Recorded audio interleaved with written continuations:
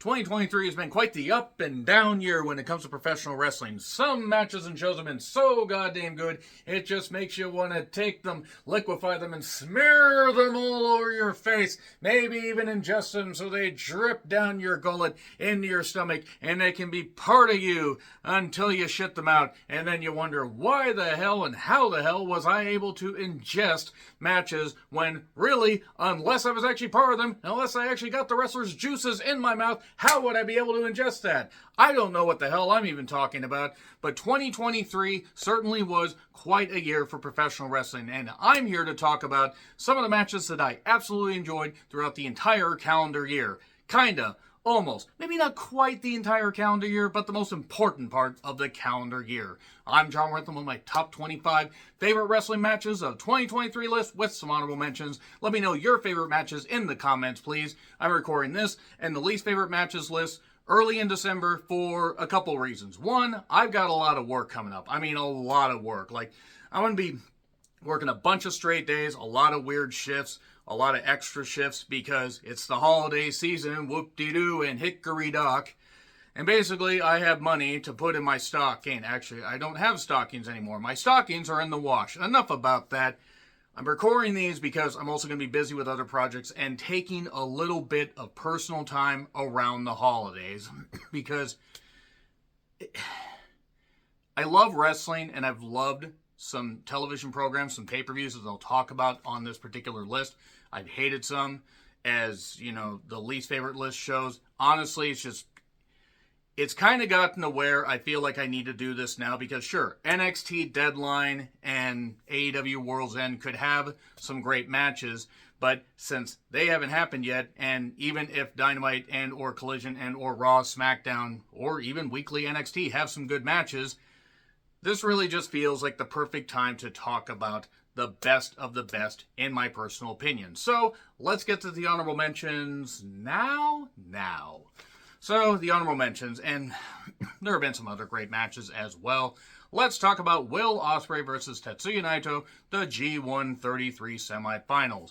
Could it make the top 25? Possibly. Maybe it should. But there's another Ospreay match, maybe even two, that could have made that. And this one was really, really good. Also, it is more evidence that Naito really doesn't have a whole lot of time left. I think the upcoming Wrestle Kingdom and maybe the following one will probably be the last ones where he is featured in a proper spot because of various injuries and conditions. But they cut a really, really good pace. Some may have argued that going with chalk with Naito and Okada for the finals was a bad idea, but I disagree. Also, it's not like Ospreay didn't have a really good 2023. Anyway, so let's get to Stratton versus Lyra Valkyria, NXT Battleground. Good stuff. Didn't quite make the top 25, but pretty good. Tiffany has improved. Lyra has great strikes, an incredible look. God, she's gorgeous. And I really have enjoyed watching both these women progress massively on the NXT stage. Shingo versus Okada, new beginning in Osaka. Hard hitting. You would expect it from these two. And considering that both are, well, I mean, Shingo's near or at 40 and Okada is in his mid-30s and may want to wind his career down in the next few years to focus more on, I don't know, backstage stuff and everything. And it's not like he has anything left to accomplish. This is just another match that is more evidence that Okada is really fucking good. Danielson versus Timothy Thatcher. During the run where he faced MJF for the, he being Danielson, not Thatcher versus MJF, though I would have loved to have seen that, in the run to face MJF for the AEW World Heavyweight Championship at Revolution in the Iron Man match. I'll get to that here in a bit. It was on Dynamite in the beginning of February, and it was good. It was hard-hitting. I wish Thatcher was featured a little bit more on AEW programming, but they wouldn't know what to do with him. Ospreay versus Mark Davis, New Japan Cup Night 7. Very hard-hitting. Wish it was in a bigger venue, because it was, I do recall this is in some kind of rec center. Nevertheless, it was great stuff. Power, speed, good mix. And let's get to Jay Lethal versus Mark Briscoe. Not much time has had passed since, Jay Briscoe had sadly passed away. And Warner Bros. Discovery finally relented and allowed Mark Briscoe to be on there. It is a real shame that the Briscoes were never allowed to be on AEW programming, especially to build that feud that they had with FTR for the tag team, for the Ring of Honor Tag Team Championships. But at least it was a nice tribute from two Ring of Honor mainstays. And it was well worked. It was really, really, really, really good stuff. So now I'm going to get into the list here. So let's go with number 25. Now, off to the races. Dragunov versus Dijak, last man standing match. This was very, very hard hitting. Dragunov is one of the most intense wrestlers that WWE has. He may be one of the most intense wrestlers on any big stage because he makes it look like a struggle. He makes it look like he's trying to kill you. He makes it look like it, really, really hurts him. And he's just great. I hope that maybe he eases back a little bit when they call him up to the main roster. God forbid. I'm worried about what they're going to do with him on the main roster because Triple H ain't exactly the genius everybody thinks he is. But they laid this shit in. They took some hard bumps, and Dijak is very agile for a very tall, big man. And then we get to number 24, Bishamon versus FTR. FTR, Wrestle Kingdom 17. Yes, I put a match with Yoshihashi on my top 25 list. The sky is fucking falling. It was a little bit short. I think it was about 10 or 11 minutes, as I recall. I did watch it recently, didn't rewatch it recently, did not actually time it. It was a little bit short, but it was well worked. FTR getting to work the Dome. That was great. And it was another great tag match from FTR. I was disappointed that they weren't at the Dynamite the same day. But, hey, at least they got to work the Dome. They got to work the Dome in front of a bigger crowd than there was in the Key Arena. Because I don't know if you know anything about this Seattle Key / Climate Pledge Arena. Not quite as big as the Tokyo Dome. And by not quite, I mean not even fucking close. You couldn't even take, the pandemic crowds and put them in the Climate Pledge Arena and actually have it mean something. Anyway, so number 23, speaking of Dynamite that I was at, the Acclaim versus Jarrett and Lethal. I was tempted to put the Rampage match they had in Portland on this, even though that was really overbooked, but I enjoyed this. It was a hot crowd, and it was a moment. The Acclaim got big cheers. Aubrey got big pops. Being from Seattle and everything, and getting really, really good reactions. And it was great to have the reverse decision. And I would argue that the Rampage match was almost right up there, but I was here for this one, and it's my list, so fuck you. I'm putting it here.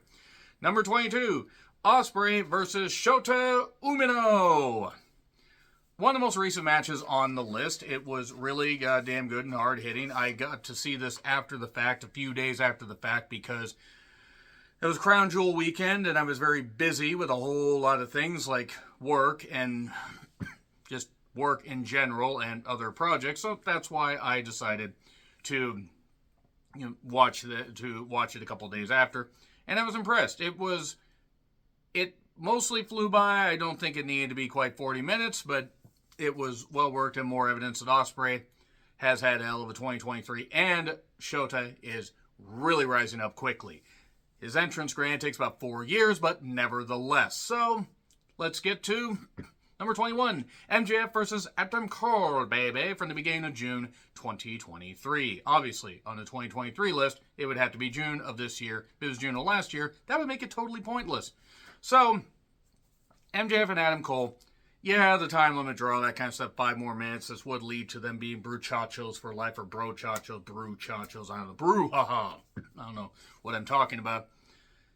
It has lasted a little bit longer, even with, Cole currently being injured, but it was really, really good and hard hitting. At least MJF was able to mask the fact that Cole had just come back from injury, and it was really, really good. Really good match. Adam Cole, I don't think is going to be wrestling a ton longer at a main event level just because of injuries and stuff like that. And honestly, quality of life is most important. But him and MJF cut a really good pace here. Number 20. There wasn't much of a pace cut here because it was meat. Powerhouse Willa Haas versus Miro, the Reamer Miro. All out. It was just meat on meat on meat. Yeah, CJ showed up. Could have done without that bullshit. But at least Miro and Hobbs had a hell of a goddamn match. It was actually a great pace, great theater, really, really good stuff. And in fact, I'm just going to add a slash here, and I'm going to include another match that, really deserves a shout and everything. So it's 25 matches. Let's just go with that. Samoa Joe versus CM Punk. at All In.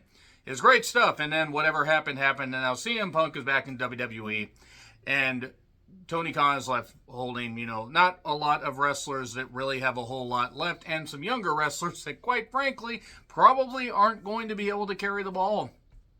Mostly because some of them will be too crippled from all the bumps they take. He has Jack Perry, at least. But yeah, let's just put those two right there, because I would argue, atmosphere-wise, they both deserve a shout. Hobbs versus Miro, though, was really, really good. Now we go to number 19. Gunther versus Drew versus Sheamus. Mania 39. Okay, it was... Yeah, the three-way aspect might be a little bit overdone in both major companies. But they lay it in, and Gunther can work with just about anybody. And while it may not be the absolute best Gunther match, some may argue, I think it was the best representation of how well he could work with a multitude of people. Even though both were hard-hitting, they both did have a little bit different styles. You could put Gunther's performance at Rumble performance at the Royal Rumble a little bit earlier up here as well. He didn't win, but I didn't expect him to win. But yeah, Gunther's had a hell of a goddamn year, so why not mention it here? Also, Intercontinental Champion, as of this recording still. I kind of hope he holds it through Mania. I don't think he will, though now with CM Punk back, I think Gunther might. He might lose it there, and then might go after the championship, which would be nice to see. But that's number 19. Then at number 18, we go to Becky versus Tiffany. Beckfany, as it were. Tiffalinch. I'll workshop that. NXT, that's September 12th, 2023. Recent entry. Some may argue that Becky winning the championship was not good.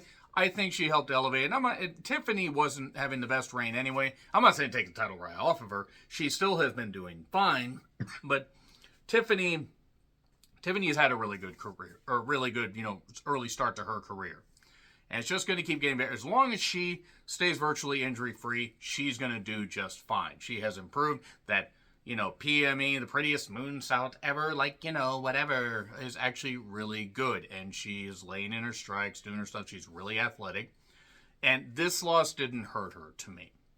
It would have had Becky, not given her a lot and not had to fight back and basically just catch her out of nowhere after taking everything and giving her everything. It was a good back and forth match. It was really good stuff. So we get to number 17, Mercedes Moné versus Kairi Sane. New Japan Battle in the Valley. The Hana Kimura tribute was very, very nice, and Mercedes and Kairi, sure, okay, the table bump, a few things that they did. Maybe a little bit too much, but you know what?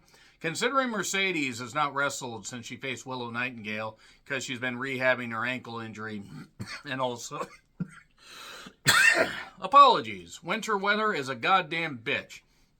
She's been rehabbing that ankle injury and doing a whole lot of, she's been doing a whole lot of, well, I guess nothing. She's been training to come back, and we'll see what happens.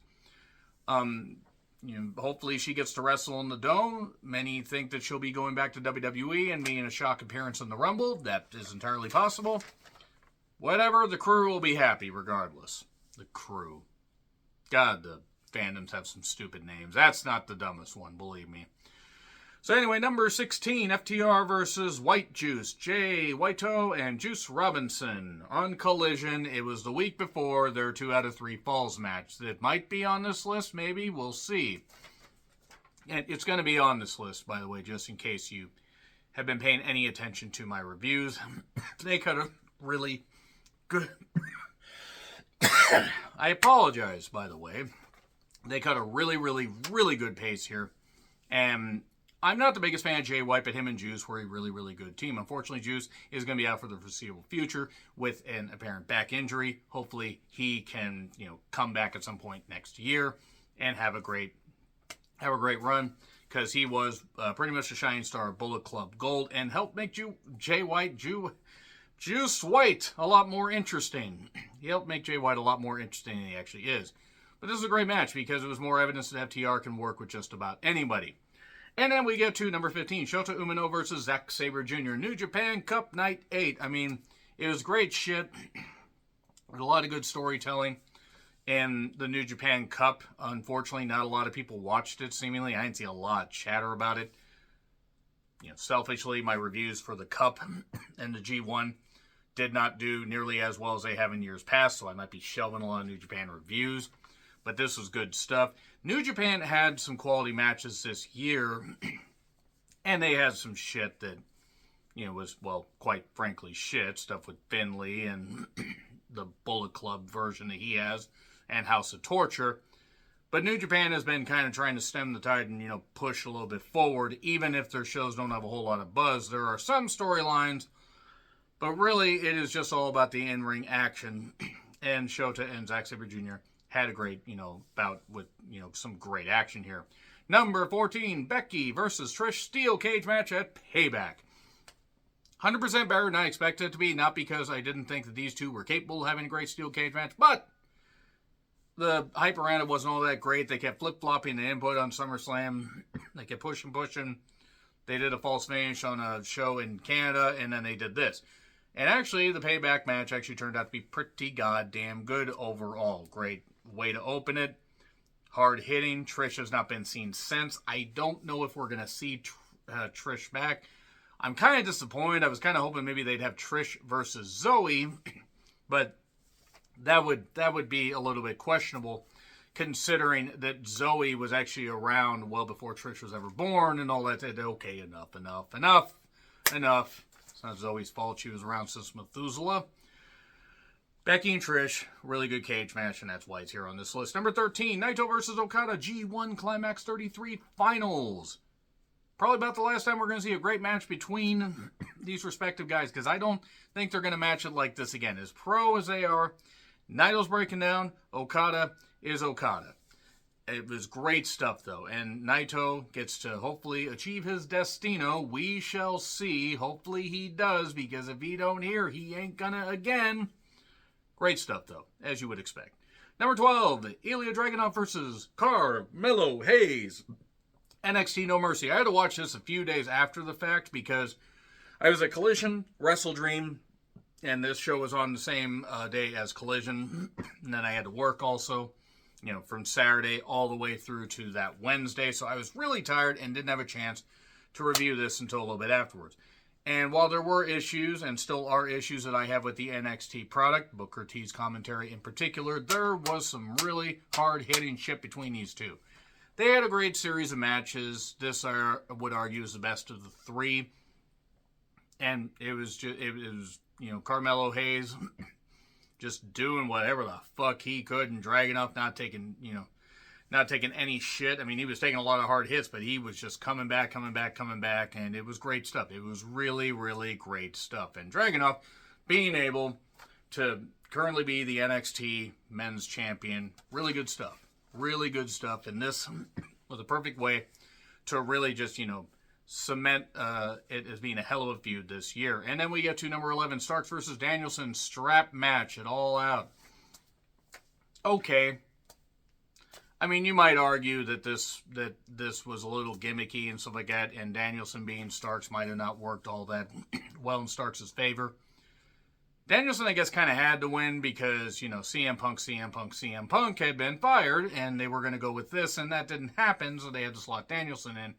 Danielson, who can really have great matches, keeps getting injured, keeps coming back from injuries perhaps too early, and gets injured again. Probably a good thing that it's going to be the last full year of his career through most of 2024. Pretty much, I think by the time Wrestle Dream is about done, he is probably going to, or whatever it is. I mean, if they have another pay-per-view in Seattle, I don't know if I'm going to go or not. We'll see. I'm kind of down currently on going to live wrestling, but if they do, then maybe I just got to see Danielson off on his last full year as a wrestler. But Danielson Starks, hard-hitting, bloody, brutal. They made the strap work. And also, Danielson really wasn't using his bad arm because he was still recovering from that, and he could still have a great match. And Starks hit him in safe places while not injuring his arm. Anyway, number 10, Samoa Joe versus MJF at Grand Slam. Yay, good stuff, really good stuff. Shame that Arthur Ashe Stadium wasn't super full like it was before. Had a good push, and they got a decent-sized crowd, but I don't know if they should run it next year. But Joe and MJF had a really, really good match here where MJF had to cheat to win. Being our scumbag, he was still going to cheat to beat a dastardly heel. Unfortunately, it's also where Adam Cole Bebe got injured. I don't even even if he hadn't gotten injured, I don't know exactly how far this story would have gone. But yeah. Joe and MJF, though, great match. And Samoa Joe has had a career year. He really has. Number 9, Swerve vs. Hangman, Wrestle Dream. The better of the two big matches that they had, trust me, this one is leagues better than the other. And I was there for this one. I was there, and it was a lot of fun. It was a lot of fun to be there. 4th row, ringside. You got to hear the strikes. Whose house? Swerve's house. Hangman got a few cheers, but mostly got booed like he was sacrificing goats right in the ring. And Swerve was super over. Him winning, big pop, great stuff. And then we get to Wrestle Dream again. Number 8. Well, actually, not quite. Because we go Danielson versus Okada at Forbidden Door. And, yeah, it was a match where Danielson got injured. Okada didn't mean to injure him. We got to hear the final countdown. Toronto was electric. It was Danielson versus Okada. We're going to get that rematch in the Dome in just about a month. And I'm looking absolutely 100% forward to it.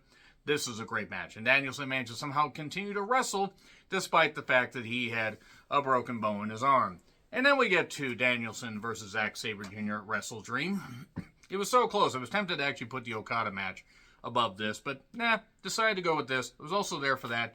Wore this shirt. That was fun. I didn't have any Danielson shirts, and the merch stand was absolute dog shit. AEW needs to run, a better merch operation. Because people don't really want to deal with pro wrestling tees as much, and also you would think that Khan would actually have better contacts, and run this whole thing a whole lot better, but nah.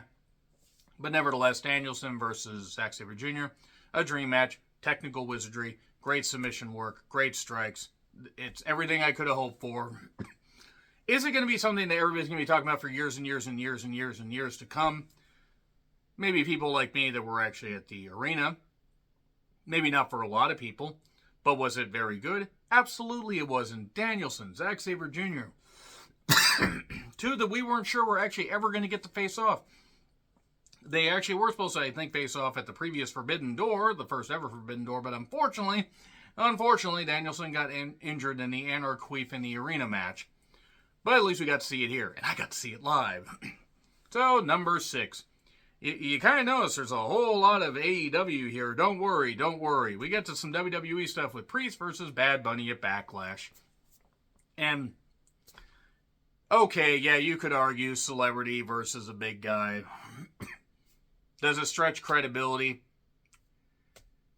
I mean, I suppose if you really want to nitpick at it, I could nitpick at it. I'm not going to. There were a lot of run-ins. It was a street fight. There were a lot of run-ins. There was Judgment Day run-ins. There was Rey. There was Savio Vega. Huge pop for Carlito.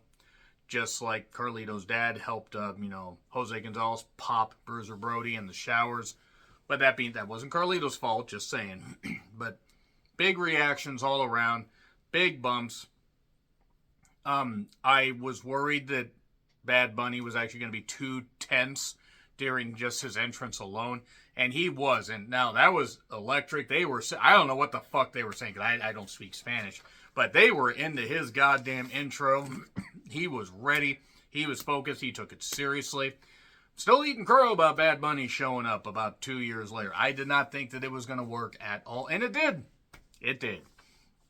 So watch him show up at Mania and take on, Logan Paul. Or take on Grayson Waller. Watch it be... Watch it be Owens and Bad Bunny against Grayson Waller in Theory in a match. Just watch them do that at Mania. Watch them do that at the Rumble or Mania. Priest and Bad Bunny, though, hard-hitting. Weapon spots were used well. They at least made it make sense for the most part. But Io versus Bianca at Backlash to open it just a little bit better, in my personal opinion. Pure, unadulterated passion. They were booing Bianca like she was just killing everybody. Just killing their favorite people in the crowd.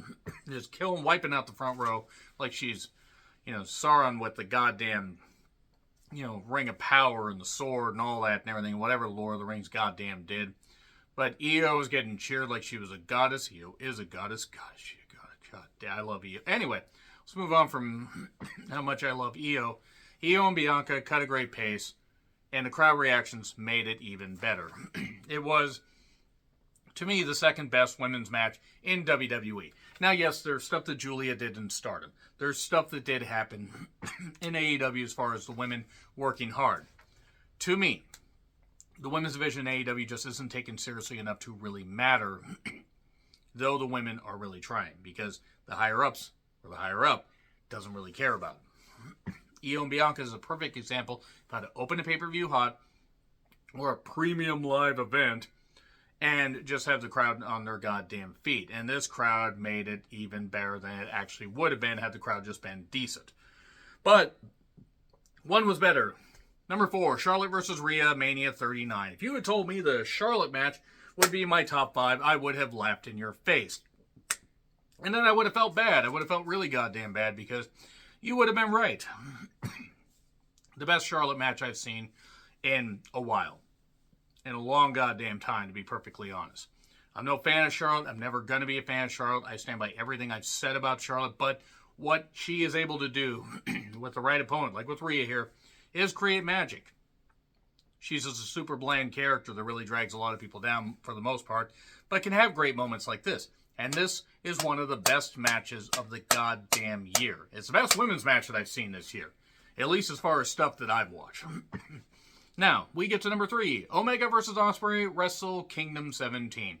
Some might be surprised the Forbidden Door match isn't on here.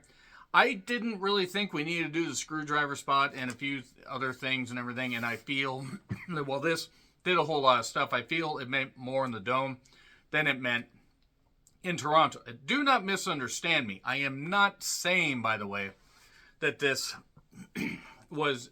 that the Forbidden Door match wasn't good. I just think this was better. You have the One-Wing Angels, Sephiroth, like entrance for Omega. It was hard-hitting. It was long. The blood flowed. And they were beating the shit out of each other. There were some uncomfortable bumps during this, but they made it feel like an epic clash, and it worked. And even for somebody that has his criticisms of Omega and Ospreay, even I gotta admit that this was really goddamn good and one of my favorite matches of the year. Number 2, Danielson versus MJF Iron Man match, Revolution. 60 minutes of MJF and Danielson taking people on a ride. Sure, there were some slow parts. It's a 60-minute match. You have to have slow parts to really make it work. But what was great about this match is just the ebbs and flows and the ups and downs and everything, and the fact that MJF won in overtime. It was great shit. Danielson wasn't going to win. He didn't need to win. Then he came back as a heel just about 5-6 weeks later, and beating up Omega and hitting him with the Bukkake knee. I think that's what it is. But before that, Danielson, MJF, creating magic. My second favorite match of the year. My favorite match of the year, of course, FTR versus White Juice. The following show, and actually now that I think about it, I think they were actually on Collision the first time, and then they were on Collision the following week. Might have screwed that up with Dynamite and Collision, but there's a lot of shit that's gone on. But they were on Collision. It's the best match in Collision history. Granted, that's faint praise, considering the quality of Collision has basically kind of gone between Rampage and Dynamite, especially in the past few months. But FTR and White Juice, 2 out of 3 falls, AEW World Tag Team Championship match. It fucking incredible. I still have it on DVR and I still watch it. I did watch it. I'm hoping that maybe they'll put that match in full on their YouTube channel at some point, because I really goddamn liked it, and that would give it more access and people could have access to it, not just keep the stuff on their DVR. But it was great goddamn shit, and I cannot begin to describe just the enthralling feeling that I had. And I was originally supposed to close on that day and would have missed watching it live, and I'm glad I got to experience it live. I got to talk with people. I got to talk about it immediately afterwards. I didn't have to wait for my shift to be over. I was thrilled. Goddamn FTR proving they're the best tag team in the goddamn world. And Juice Robinson, once again, making Jay White more interesting than he really honestly is. But 2 out of 3 falls, magic. One of the best matches I've seen in many years. And the best match of 2023 to me. Let me know your thoughts in the comments, please. Like, share, subscribe, Twitter handle in the description. I'm John Ritlin. I'll see you soon.